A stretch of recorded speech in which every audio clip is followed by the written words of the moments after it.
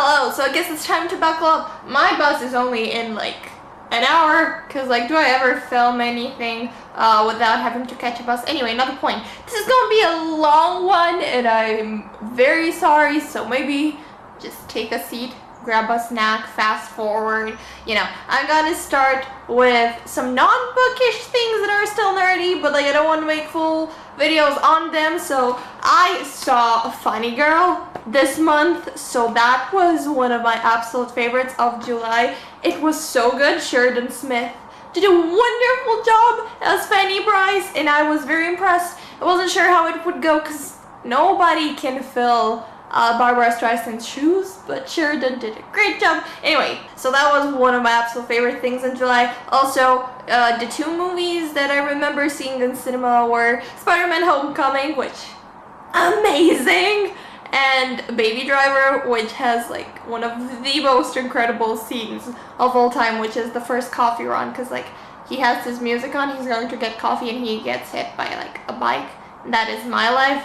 Anyway, those were great highlights of July. Now on to the books. I'm going to start off with my absolute favorite book of the month. I think it's They Both Died at the End by Adam Silvera. I was lucky enough to get an arc of it from Simon & Schuster. It's out on September 7th here for the UK, Ireland peeps. September 5th for US people. I have filmed a review for it that should be going up closer to release date. I will link it somewhere for you to find if you're interested. The book follows these two dudes, Rufus and Matteo, and basically they have been told that they're going to die in less than 24 hours. They meet on the Last Friend app, which is an app for people to make a friend on their death day so that they're not alone, and it sort of starts from there, and it's just wonderful. I have not enough words to praise Adam Silvera, his writing, his books. This didn't disappoint me at all, which was hard because I had very high expectations. Their narrative voices are wonderfully different, so you can always tell who's who.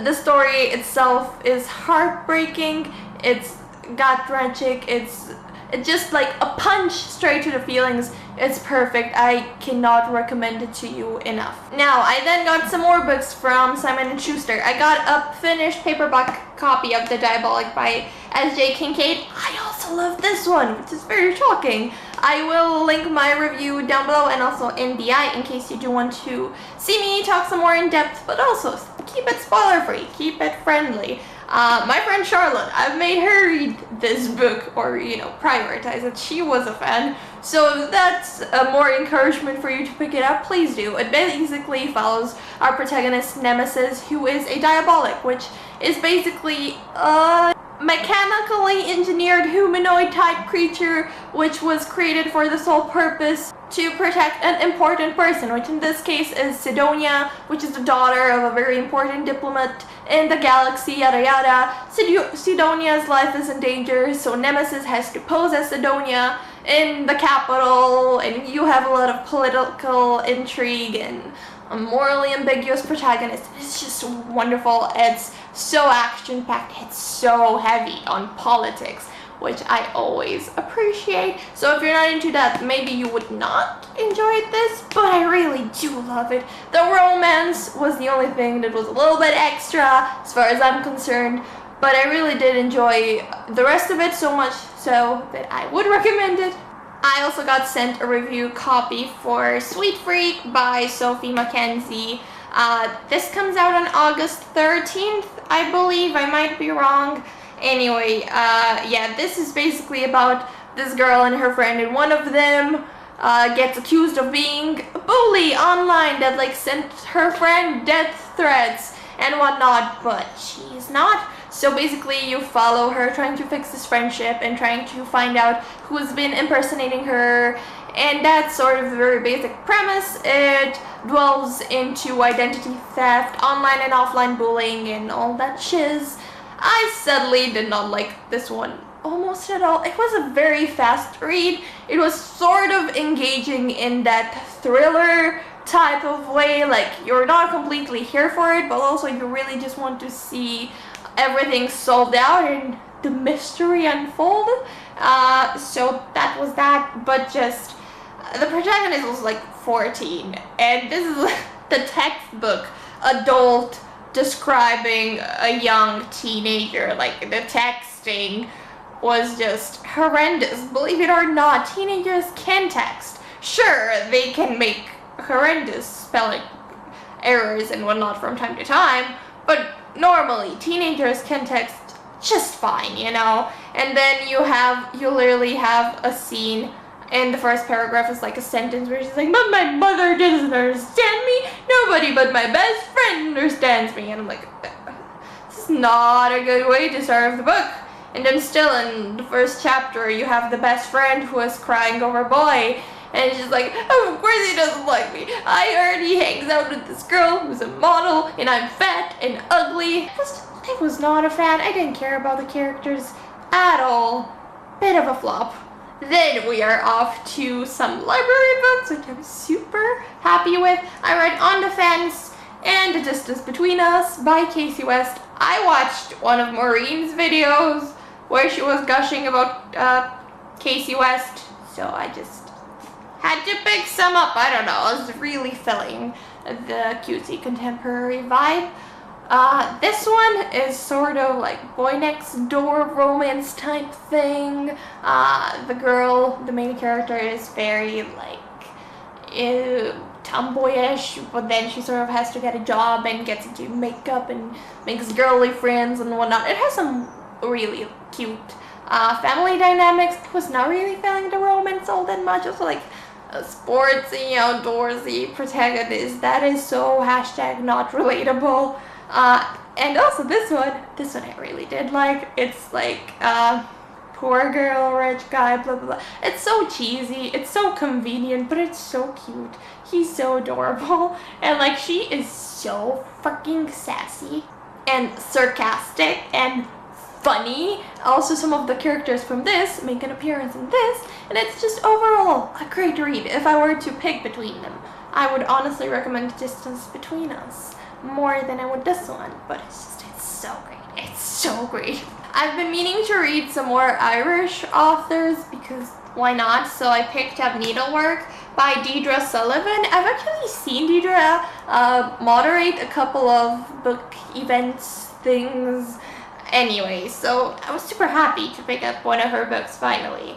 And like, look at this cover. Anyway, so this is super heavy. I feel like I was looking through all the Goodreads reviews, and I think there were like 30 at the point in time where I read this or reviewed it or whatever, and none of them had trigger warnings. I haven't seen any trigger warnings anywhere for this book because, I don't know, but I'm throwing it out there. Trigger warning for self-harm, abuse, and I don't know what else there wasn't. I should have looked at my Goodreads review, but I will link my Goodreads down below so you can maybe look for this. I will try to look for the review myself to link it down below because it was super trigger warning worthy because it's so heavy. There's so much, domestic abuse and also sexual abuse, so super heavy. Super heavy.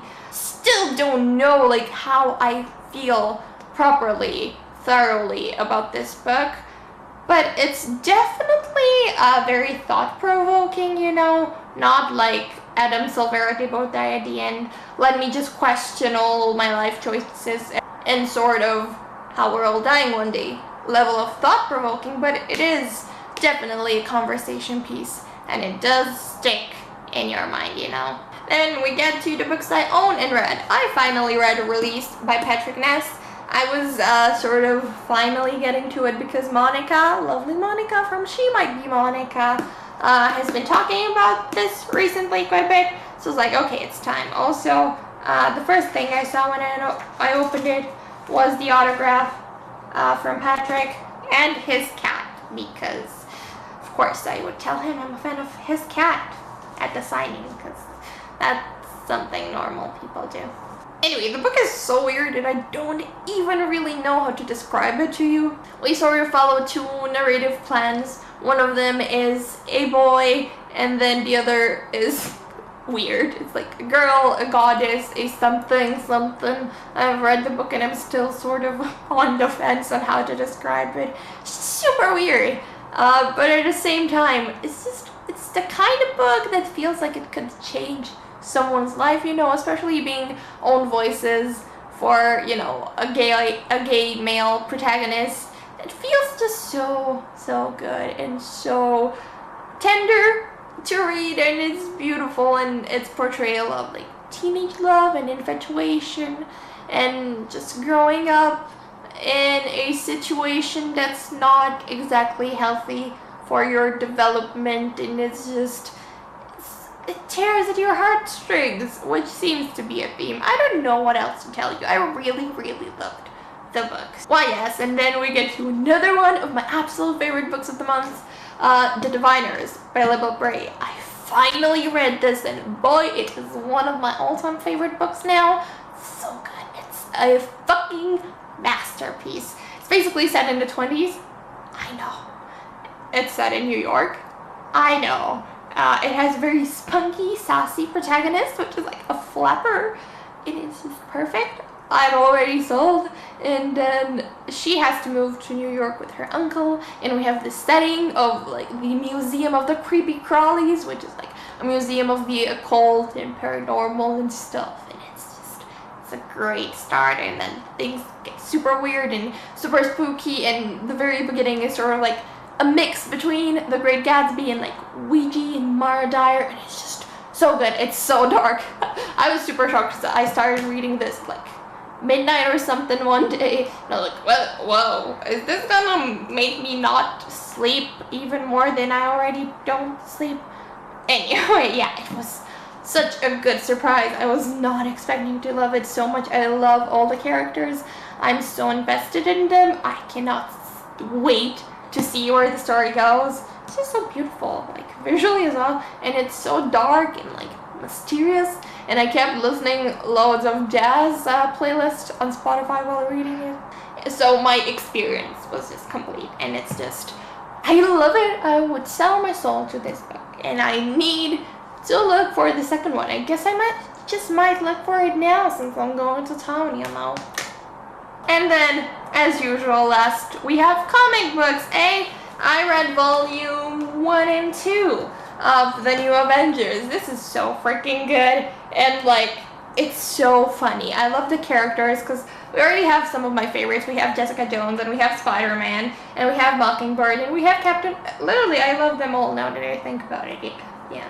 So we have loads of my faves, and it's so funny. And Spider-Man has some incredible one-liners, and I'm waiting for volume 3 to get to me from the library, and I'm super pumped, and I really would recommend this graphic novel series, comics, whatever, super good.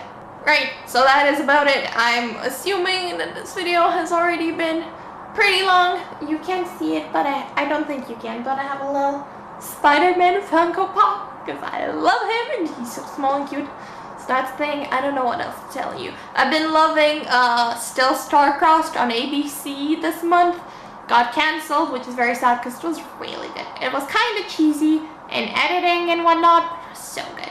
I don't know what else have I been loving. Yeah, anyway, do let me know if you've seen any of these movies or like read any of these books, or like let me know what your favorite book of the month was. I do not know. I should probably go get ready, catch that bus. I don't know. Thank you guys so much for watching and sticking through this mess of a video, and I'll catch you some other time.